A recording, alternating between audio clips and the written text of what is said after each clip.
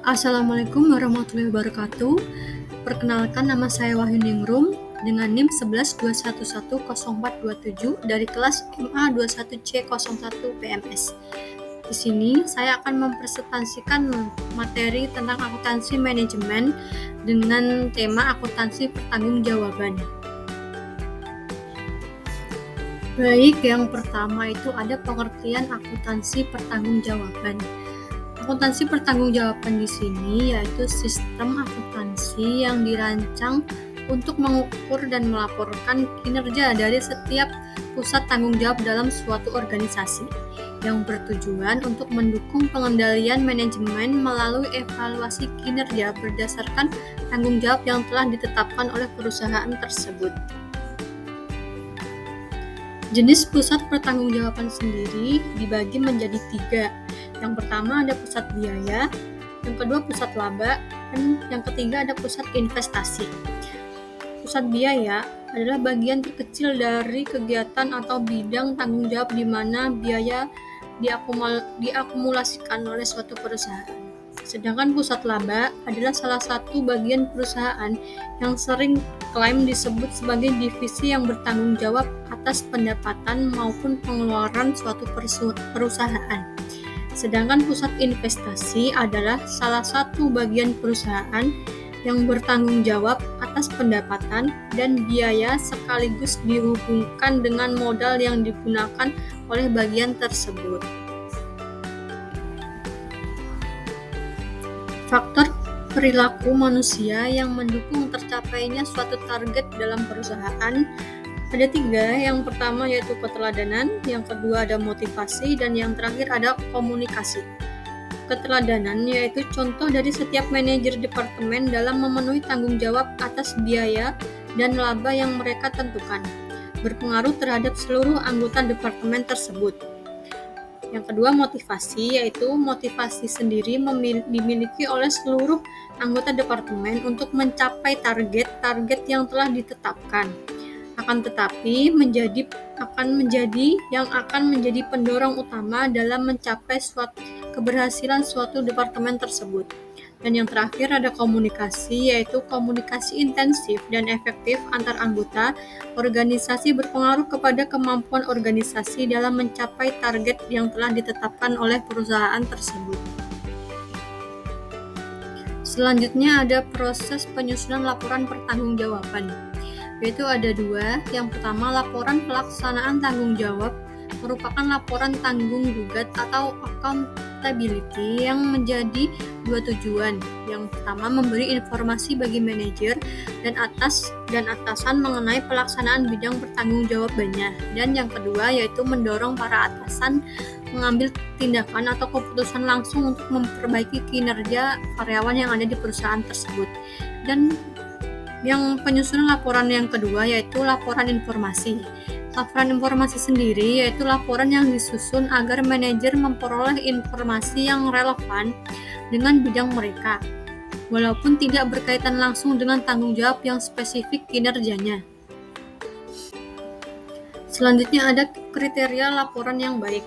Yang pertama, ditujukan ke pihak yang tepat. Yang kedua, konsisten. Yang ketiga, tepat waktu. Dan yang keempat yaitu teratur. Ditujukan ke pihak yang tepat sendiri yaitu laporan yang harus sesuai dengan bagan organisasi, yaitu ditunjukkan kepada personel yang bertanggung jawab dalam mengendalikan bidang yang telah dilaporkan tersebut. Yang kedua, konsisten yaitu bentuk dan isi laporan harus konsisten setiap diterbitkan. Sebaliknya, perubahan hanya dilakukan jika diperlukan oleh perusahaan tersebut. Yang ketiga ada tepat waktu.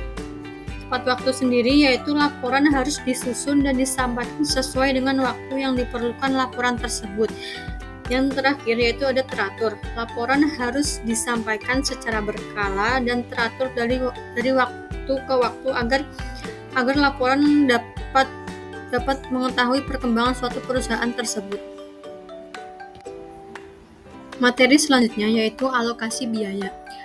Alokasi biaya terdiri dari meramalkan dampak ekonomi dari keputusan yang dibuat oleh para pengelola perusahaan. Yang kedua, memberikan motivasi bagi para pengelola organisasi agar dapat mengelola biaya perusahaan dengan maksimal dan efisien. Yang ketiga, ada pengukuran pendapatan atau laba dan aktiva atau aset. Dan yang terakhir, ada penetapan harga suatu produk dari perusahaan tersebut. Faktor yang mempengaruhi pengendalian biaya pertanggungjawaban sendiri ada 3. Yang pertama yaitu faktor internal, yang kedua saling ketergantungan departemen, dan yang terakhir yaitu faktor eksternal atau faktor lingkungan. Faktor internal sendiri yaitu seperti produktivitas karyawan, perilaku biaya, tenaga kerja, dan kekerabatan antar karyawan. Yang kedua saling ketergantungan departemen yaitu keandalan setiap departemen dalam bekerja sama antar departemen dan keluasan antar departemen. Dan yang terakhir yaitu faktor eksternal atau lingkungan seperti pangsa pasar, pendapatan agen, tingkat inflasi, stabilitas politik, dan nilai tukar mata uang rupiah. Selanjutnya, agar lebih paham tentang akuntansi pertanggungjawaban, di sini ada contoh kasus atau studi kasus, yaitu di sini terdapat bagan direktur utama, direktur pemasaran, direktur produksi, direktur keuangan, direktur produksi yang membawahi manajer bahan, manajer produk akhir, manajer pabrikasi, dan manajer pabrikasi yang membawahi kepala unit perakitan, kepala unit penyelesaian akhir, dan kepala unit pengepakan. Serta yang terakhir, kepala unit perakitan membawahi kebagian komponen dasar, komponen penunjang, dan komponen pekerja pabrik. Di sini yaitu PT Raja Wali adalah produsen elektronik yang berlokasi di Purwakarta, yang menyusun sistem akuntansi pertanggungjawaban berdasarkan struktur organisasi yang telah saya jelaskan tadi. Di sini direktur utama membawahi 3 direktur, sedangkan direktur produksi membawahi manajer bahan, produk akhir, dan pabrikasi. Manajer pabrikasi membawahi 3 kepala unit, yaitu kepala unit perakitan, unit penyelesaian akhir, dan unit pengepakan. Sedangkan kepala unit perakitan membawahi 3 kepala bagian, yaitu kepala bagian komponen dasar, komponen penunjang, dan bagian pekerja pabrik. Walaupun direktur pemasaran dan keuangan membawahi manajer lain, hal ini untuk menyederhanakan struktur organisasi di perusahaan Raja Wali tersebut. Nah, sehingga diperoleh pelaporan disusun dalam sistem pertanggungjawaban mengikuti struktur organisasi tersebut, yaitu 3 kepala bagian mempertanggungjawabkan biaya kepada kepala perakitan, kepala unit perakitan, termasuk 2 kepala unit lainnya, mempertanggungjawabkan dan melaporkan biaya departemen yang dikelolanya kepada manajer produksi, sedangkan direktur produksi mempertanggungjawabkan dan melaporkan biaya yang telah dikelolanya kepada direktur utama perusahaan.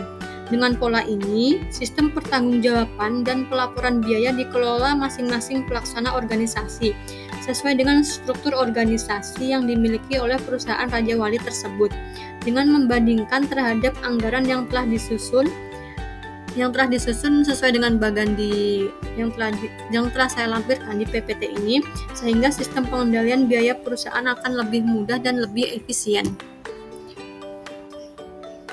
Sekian presentasi dari saya Wahyu Ningrum mengucapkan terima kasih. Bila ada kata-kata yang kurang berkenan atau materi yang kurang atau kata-kata yang salah, mohon maaf. Wassalamualaikum warahmatullahi wabarakatuh. Thank you for watching.